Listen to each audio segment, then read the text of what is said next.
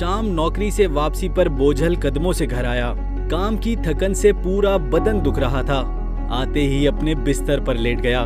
कमरे में लेटा देखकर अब्बू फौरन कमरे में आए और अहवाल पूछा। थकावट के बाइस मैंने उखड़े लहजे से जवाब दिया। अब्बू जेर लब दुआ देते वापस लौट गए। थोड़ी देर बाद कमरे में बेगम आई तो मैंने पूछा, बच्चे कहाँ हैं? बहुत थका हुआ हूँ, अपने जिगर गोशों को देखूंगा तो सारी थकन उतर जाएगी। बेगम फौरन सहन में खेलते नन्हे मुन्ने बच्चों को ले आई, जो आते ही मुझसे लिपट गए। मैं भी बच्चों के चेहरे देखकर अपनी सारी थकन भूल बैठा। अपनी शफकत पदरी उन पर निछावर करने लगा।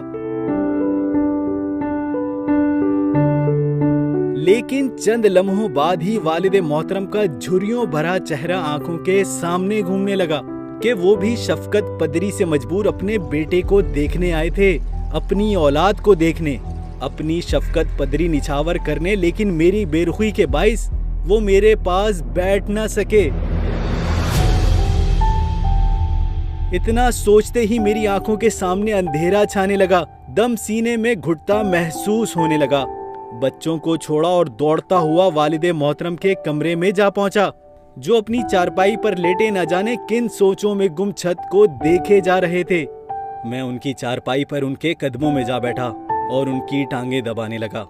अब्बू फौरन उठे और मुझे सीने से लगा लिया। ना जाने क्यों हम बाप बेटा फूट फूट कर रोने लगे।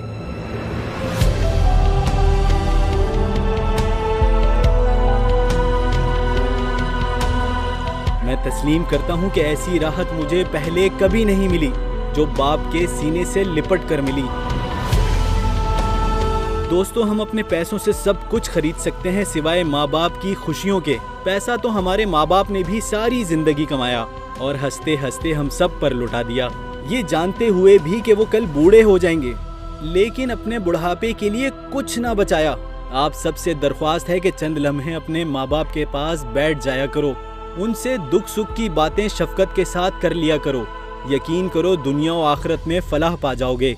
इस तहरीर को इतना शेयर करें जितना अपने वालिदैन से प्यार करते हैं।